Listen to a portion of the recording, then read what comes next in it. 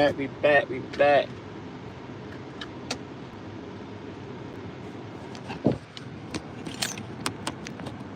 What's up with y'all? We back. Lunchtime talk, man. What's going on? Happy Monday. Money Mondays. What's going on, y'all? We got a couple topics to talk about today.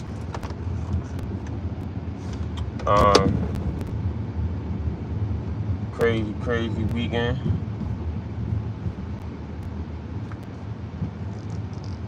Yeah, man. So yeah, what's up with y'all, man? So yeah, like I said, yeah, we gonna knock it down to yeah, what's up? Y'all see what's going on with the Diddy trial? I don't know, man. Diddy, they putting Cassie on the stand. She looked like she was, you feel me saying? I ain't denying her pain and what she went through, but for them to say human trafficking and what's the other word they use? Human trafficking and sex trafficking and all that. I don't know if Diddy might be accused of that, man. You feel what I'm saying? I think putting what's the name on the stand, they might have proved that shit. You feel me? Yeah, Cassie, she ain't helped the case for real. And I just watched like the preview. I ain't even watched the whole Jiffy. I just watched a couple little previews of it, and yeah, she looked like she wasn't really helpful to the case. Yeah, babe. But I ain't gonna say and lie to you and say like, come on, man. Like anybody that, you know what I mean, you can't even really like just go with anything you hear. Like some of that shit was probably true, some of that shit definitely wasn't. You feel me? Like I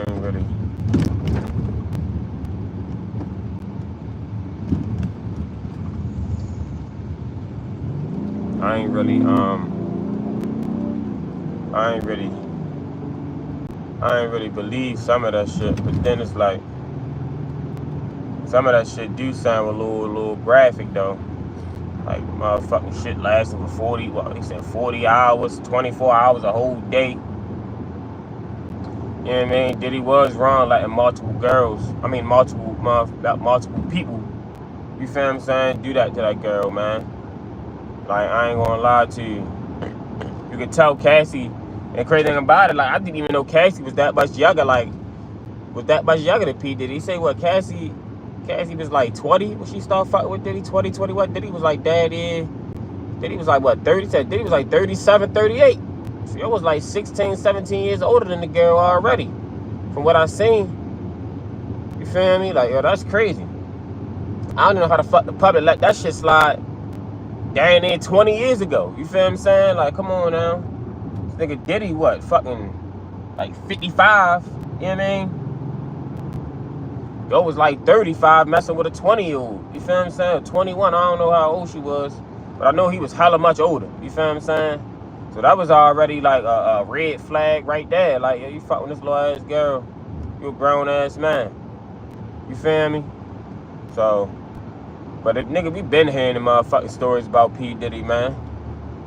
Like, I don't know why motherfuckers so surprised and this shit so shocking to motherfuckers. I ain't surprised not one bit. You know what I mean? Like, we knew what the fuck shit was going on, man. Diddy ass wasn't right from the jump. You know what I mean?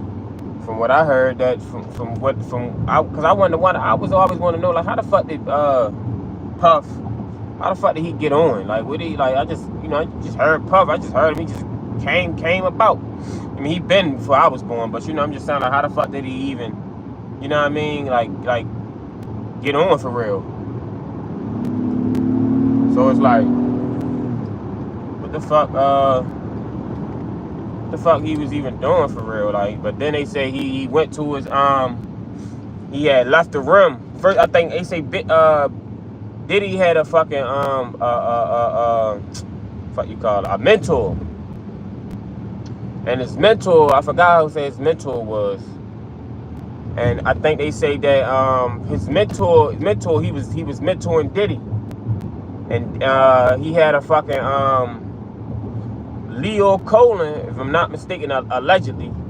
Leo Colin had a fucking had a fallout. He had a fallout with Diddy with Diddy. We gonna watch the story. Let me get my phone up, because I'm like, yo, what the fuck did Diddy come about, yo? Like, how the fuck did he get so famous, get so much power? Yeah, man, like, he don't rap. Yeah, man, I mean, he got a ear for music, but I mean, shit, anybody know? I mean, that ain't, you know what I mean? Like, so let me go to it. Yeah, Andre Harrell. That was his name, Andre Harrell. What the fuck with the company? Was it not? I don't think it was Motown. It was one of them rap companies where Diddy was an intern. Yeah, subscribe to the channel, subscribe. There was a thing where Diddy was an intern for Andre Harrell.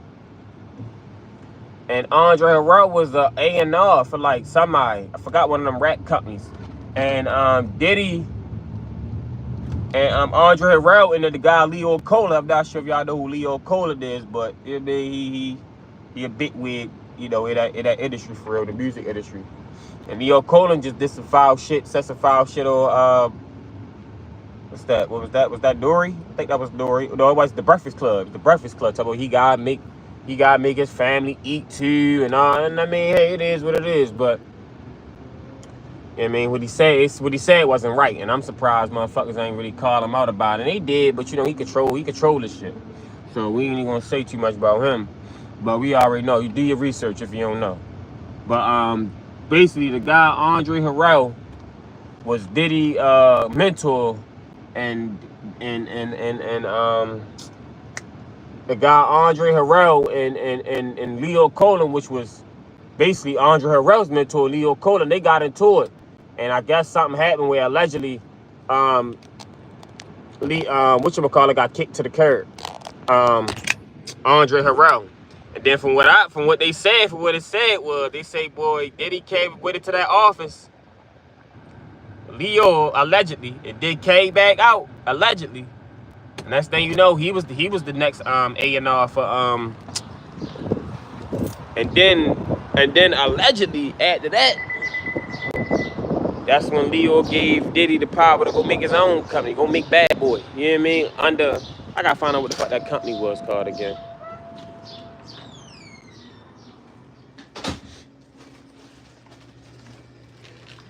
Can I get the game leaf? Doc. And how much is that? How much is y'all deodorant? The degree. Damn. I can't have that. No, I don't want it. It went up from $2? Yes. Damn, $3.50. What the fuck they go up?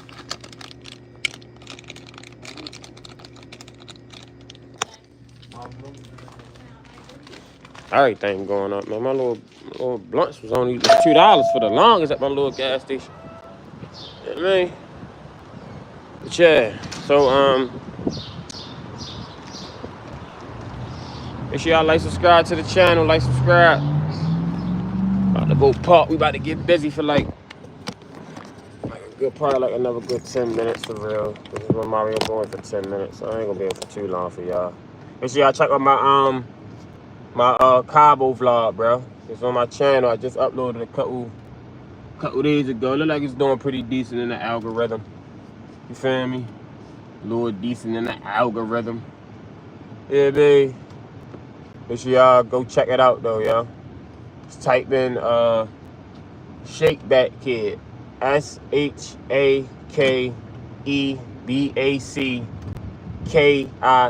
Shake Back Kid. But yeah. So back to Diddy ass, man. Let me go to my thing real quick. So is my phone ready to die? Or should this ready to die? Let me put Put it on the charger so it don't dizzy. Let me go pop real quick. Yeah, so that's how I see how Diddy came about, man. You feel what I'm saying? He had a motherfucking record deal.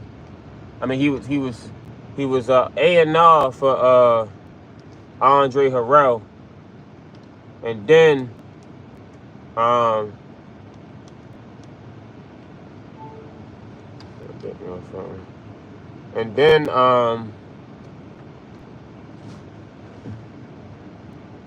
yeah, he got his own company. Let me see. But yeah, yo, so that's crazy. Like, let me go on my that's crazy. I ain't even gonna lie to you. Make sure y'all subscribe to the channel. Subscribe. We're on our way to 150 subscribers, man. I'm only like 10 away, 12 away, 150. Help me get there. Help me get there. Subscribe to the channel. So let me go to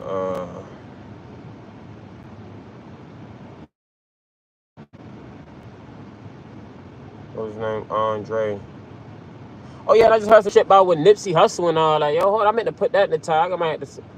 Yeah, yo, I heard it's going around that Nipsey. I mean, that Lauren London had. That Puff had Lauren London to go at Nipsey.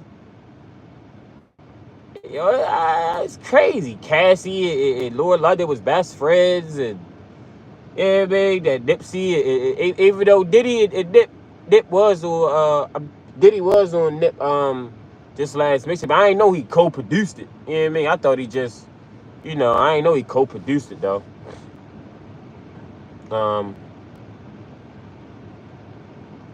Yeah, here we go.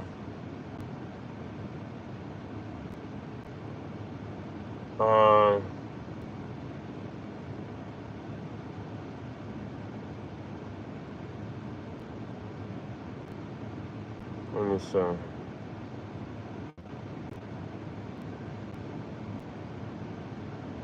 But yeah,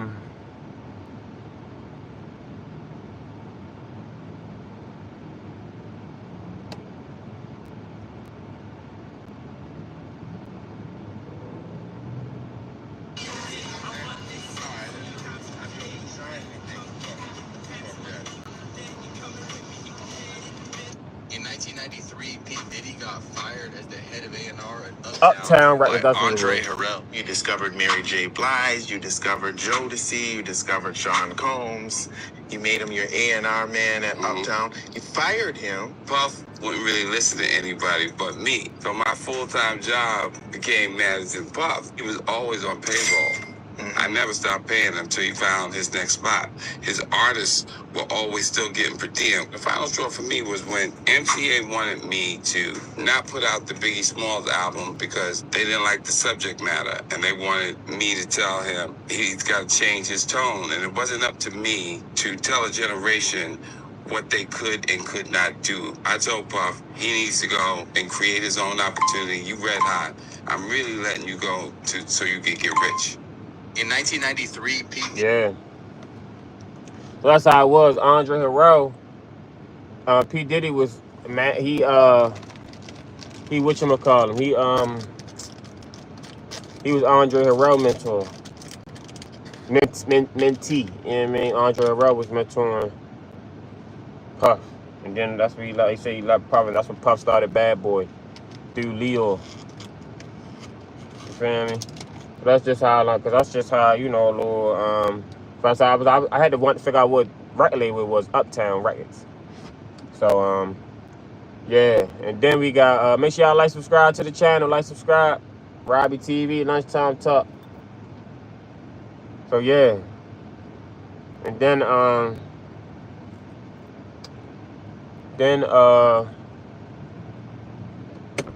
what else we got? We got, Oh yeah, I was watching the story yesterday too. Let's check it out. How Puff had Lauren London set up Nipsey. I'm like, what? I ain't even know nothing about that. I ain't even, I mean, I didn't know how Nip and Puff got the correlation, because I mean he was, you feel what I'm saying? Puff was on this Victory Lap album that Nipsey dropped, his first and last album. You feel me? So, but I never knew how the correlation actually came about. You feel me? But hold on, let me see.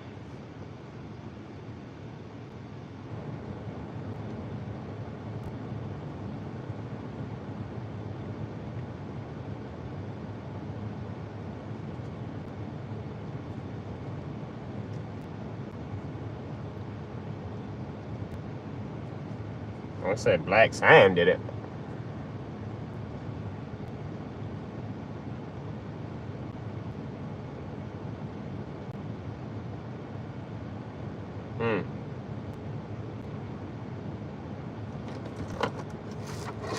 But you know the internet be putting anything out, so you can't believe what the internet say.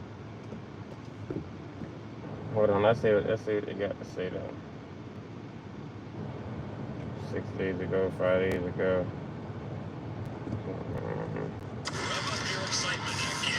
That shit crazy. At least not yet. The parlor game. I've learned that no one really dies, and that it's just an experience in the physical form, and we're attached to our personalities. That we're just souls, and that we continue and continue and continue. Everybody know what type of monster you are. Lauren? No, I'm saying Lauren introduced me to Puff. Oh, gotcha. I mean, I knew Puff, but it was more of a personal relationship. After we was at Cassie's birthday. You know what I'm saying? Like, Nip had no ego. So, you know what I'm saying? Like Nip came to me and said, I want you to mentor me. I want to get into real estate. I want you to teach me all your, your business secrets. You know what I'm saying? I was like, whenever you got questions, pull up. And then on his last album, people do not know this. Somebody tried to jerk me, but I fixed it. I actually am one of the executive producers of Nipsey Hussle's last album, Victory Lap. Yeah, Victory Lap. Yeah. Diddy's team just leaked tapes of Lauren London, and it's wild. The talk of Lauren having a hand in Nipsey Hussle's death. Allegedly, like, subscribe to the channel. Like, subscribe. Her baby daddy. Word on the street is this whole thing might have been a setup from the start, and now the truth's starting to surface. Now, if you've been paying attention to the speculations floating around Hollywood lately, then this ain't news to you. There's been talk of some wild tapes floating and being shopped around, allegedly showing multiple big-name celebrities caught up in Diddy's dark side. You're saying that there's tapes and they're being shopped? Yes, there have been people already shopping. We've heard about the tapes, but the shopping thing is... Yes, there already have been tapes leaking around Hollywood, being shopped around to individuals in Hollywood. These ain't just party clips. Nah, we're talking shady activities, illegal dealings, and freak-offs that would make your jaw drop. The word is, a lot of these celebs didn't even know they were being recorded. Folks like Jaguar Wright and Gene Deal, who have been around the industry for years, have been loud about these tapes, warning people that the truth was bound to come out. I sat right here and told y'all there was activity on the dark net. Videos were being distributed and were going to be sold for profit because the dealer needs the money. Did I not say that? Right here. Like, subscribe to the channel, y'all. Those people who was caught at Diddy party did not know that he had 250 tape recorders in that house. That's a big house. But he had 250 tape recorders. And now, with God Diddy's damn. trial officially on, all hell's breaking loose. More and more celebrities are getting tied to his alleged crimes, his hidden freak culture, and some seriously dark business. Now here's the thing. Most of the celebrities being named, they ain't denying they went to Diddy's parties. What they are denying is sticking around for the after parties, where the real twisted stuff went down. You don't keep coming back to a place if you think it's shady, unless you're in on it. And guess whose name dropped in during the first day of trial? Lauren London. During jury selection for Diddy's trial, jurors were questioned about their familiarity with the list of A-list celebrities, including Kanye West, Cassie, Lauren London, and some others. So now people are asking the hard questions. Why was she named? And if they are somehow connected to all those rumors of Nispay's death. And it's making folks question, was she really loyal to Nipsey? Could she have been playing both sides? Could she have known more than she let on? Are people forgetting it was her and Lauren London. I just find it so funny how people are always omitting names and not really looking into the true facts. Now let's get into the heart of this mess. Word on the street ain't just saying Nipsey was taken out randomly. Nah, folks are saying this was a calculated hit, a power Like, subscribe, move. y'all. Like, See, subscribe to the Nipsey channel. wasn't just another rapper. He was growing fast. Allegedly, Nipsey wasn't playing by the rules of the industry gatekeepers. He was moving like a king, not a pawn. And to some people at the top, that's dangerous. And then, right after Diddy's arrest, everything.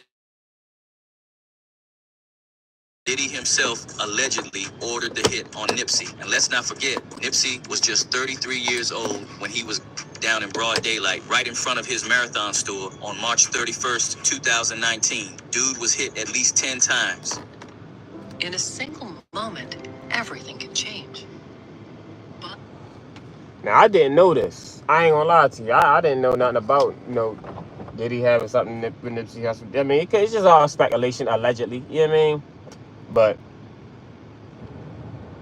I did not even hear that about it. It's my first time even hearing about it. But the streets have been whispering for years that Eric was just a trigger man, a pawn. The real mastermind, somebody with power, and that's where Diddy's name pops up. Jaguar Wright been loud as hell about it, saying Diddy allegedly knew more than we was letting on. But here's where it gets even wilder. Allegedly, Diddy didn't act alone, that he had someone close to Nipsey feeding him info, someone who wouldn't raise suspicion, and all fingers are starting to point toward Lauren London.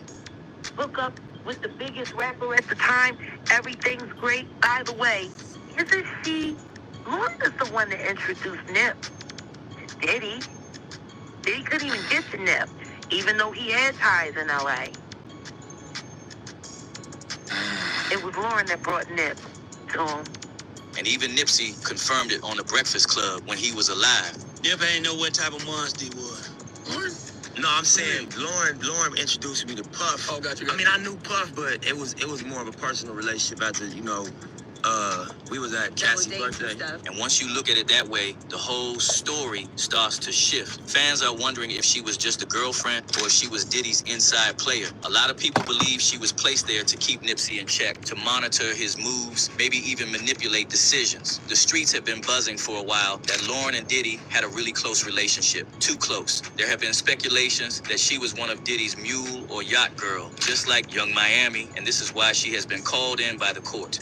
Old pictures have resurfaced showing Lauren and Diddy looking way too comfortable. Meanwhile, Nipsey's right there in the background, looking like the third wheel. After Nipsey passed, Lauren did an interview with Angie Martinez, and that's where things got really strange. She said it was Diddy who helped her through the grief, but she quoted something he told her that shook a lot of people. Puff told her, "Look, Boog, you have shown everybody what it looks like to hold a man down and to love him. Now show them what it looks like when it all crumbles. That's your responsibility." Now, that ain't something you tell somebody unless y'all got a whole other type of bond. And fans caught something even crazier. Lauren said Diddy called her Boog, a nickname Nipsey used to call her. That raised a lot of eyebrows, like, why would Diddy use a name that was so personal between her and Nip? And it gets even more strange. During that same interview, Lauren told Angie she attended a death seminar, a whole seminar on grief before Nipsey even died. Angie looked confused. Fans were even more shaken. Like, what are the odds? Why would someone go to a death seminar before losing their man, unless they knew something was coming? Like, subscribe to the channel. Like, subscribe. I know, yeah. Please share. Why? I have a friend. Why were you there? And what did you learn? I learned that no one really dies, and that, it's just an experience in the physical form, and we're attached to our personalities, but that we're just souls, and that we continue and continue and continue. And if you have a spiritual relationship with someone on earth, you will have one with them when you leave earth. So I did this 2-day seminar in depth. So, and this was how long ago? I had to be 25. What sent you there?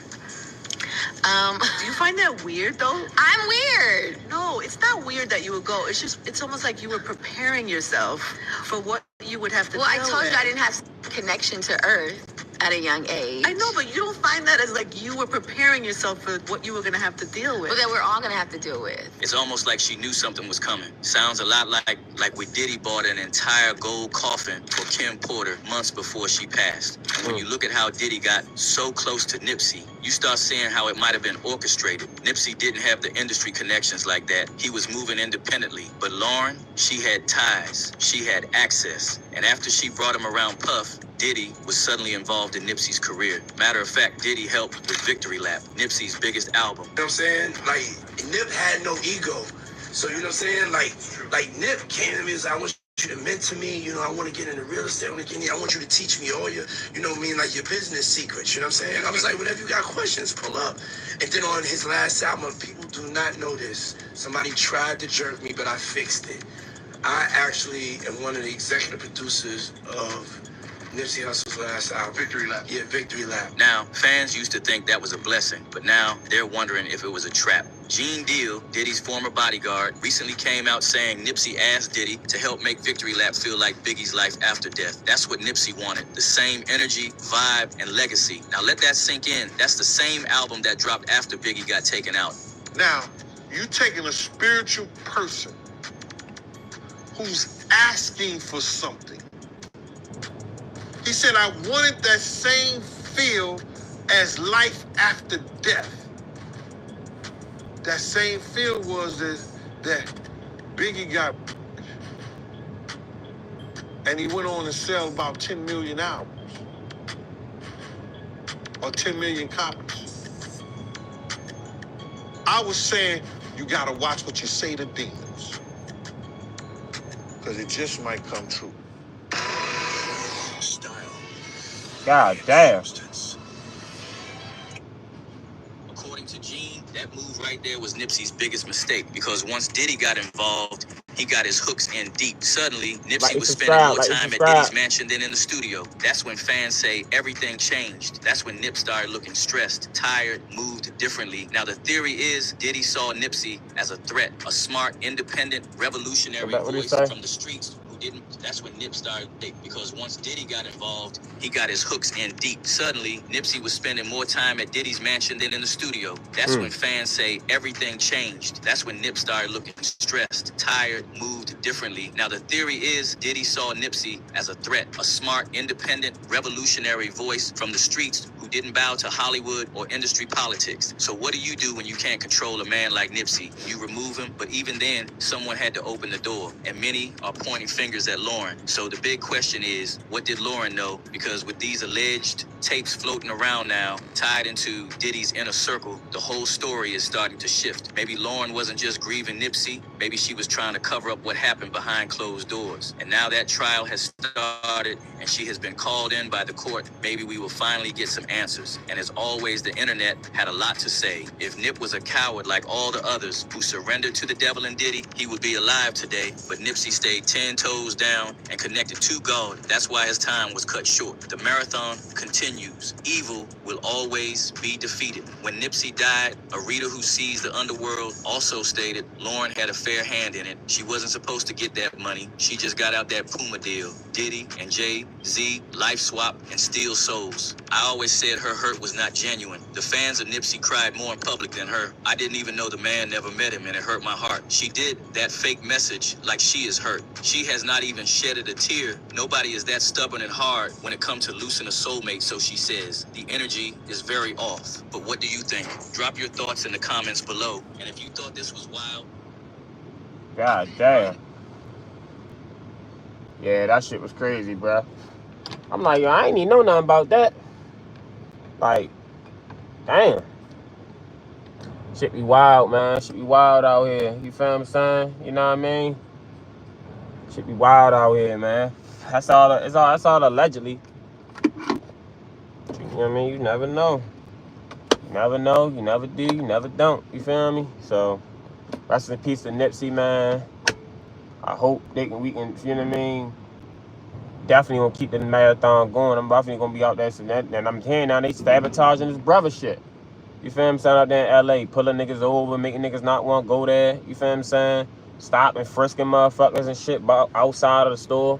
You know what I mean? If it's, you know what I mean? That's gonna make a lot A lot of black men don't even want to go. Like, man, I like this shit. Each time I go over there, boy, I get pulled over. You feel what I'm saying? Shit, you know what I mean? Shit like that.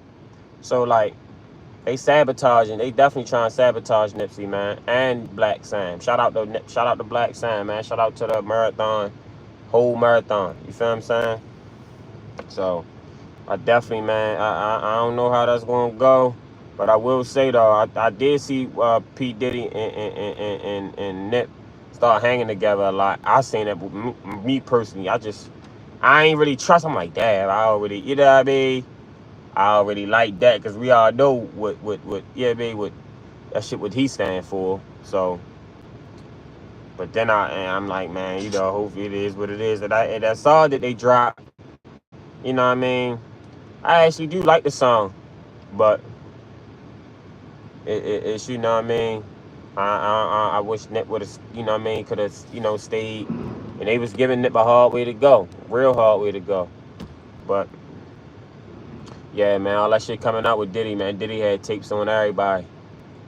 That shit crazy. Like I know me personally, I wouldn't have be at no Diddy. Seen the first shit I seen, that was crazy. Oh no, you won't catch me, even if you did go. Won't catch me coming back. Some bullshit, some goofy shit happening. You feel me? So yeah, that's what we got on the Diddy trial, man. We're gonna see some more updates how it go. You feel me? And so yeah. So we got the Brooklyn, we got this, it's a sailboat. Now it's a sailboat. I don't know, it was a little cruise ship. I don't know what it was, but it was a Mexican sail ship hit the bridge yesterday. The Brooklyn Bridge, bruh. How the fuck did they let this happen?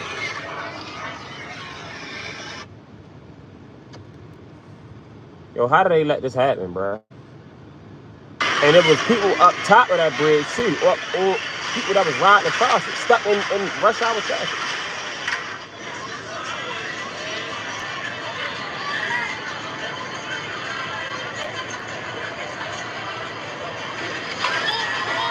Look at that shit, bro. Like, look, you see one light go out, then you see that light go out.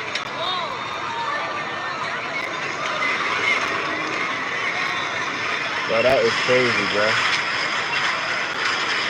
Damn. How do they let that bridge hit? Come on, man.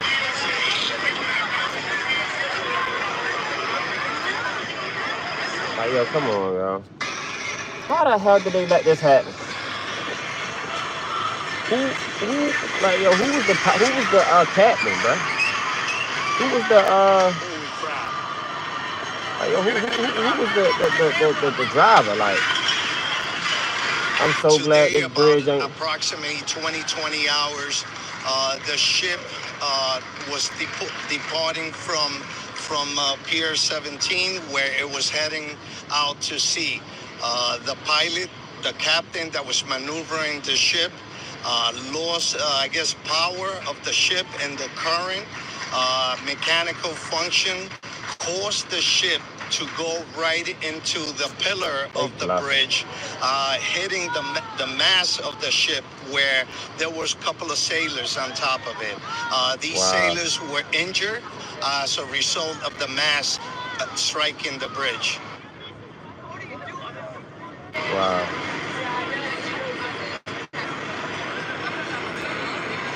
When I seen this shit, I'm like, what the fuck? Cause y'all see, yo, I just feel like that bridge hit us last year. Yo, that bridge hit us last year, bro. You feel me? I'm like, wow. Let's see if we can get a better angle. The National Transportation Safety Board will hold a press conference today about the crash of a Mexican naval ship into New York's Brooklyn Bridge. It was a naval ship. I thought it was like a party ship, a party boat. And injured more than what you mean to tell me this is a Mexican naval ship?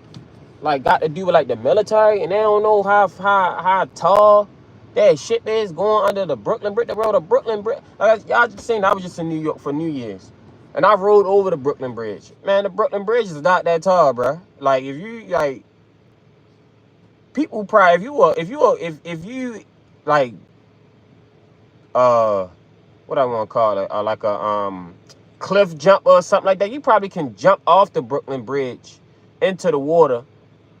If you got maybe the right equipment on, you probably won't even get hurt. I don't think. You know what I mean? I don't know. But what I'm saying is the point. The bridge is not. I mean, it probably seemed like that, but it's not that tall compared to other bridges. The bridge is not that tall. And to have that shit with them that has some tall ass pointy like little cable lines and all that, for that shit to be going on that short ass bridge, why would they even make that route? They should have had a whole nother route. They should have went a whole nother, just in case if you did lose power, you'll be going on the Brooklyn Bridge. Oh, how tall is the shit? They say the shit was 150 feet. The Brooklyn Bridge, they say, is only 135 feet. How did that happen? Like, who called was that? Who like, how can, like, it's just a lot of questions, like, how, what, when, how, what, like, who was in charge? Like, come on, let's be for real, bruh. Like, we gotta be realistic with ourselves. Ain't no way that motherfucking bridge, that ship should have been going that way. It shouldn't even been going that way, bro. Like, you mean to tell me this shit been going, like, come on, man. Come on. Like, that is crazy. That is crazy, bro. That's crazy. Like, I don't even understand why would they even go that way. They didn't say there's a naval. I thought it was like some type of, look, this a good angle. I thought it was some type of, wow, bro.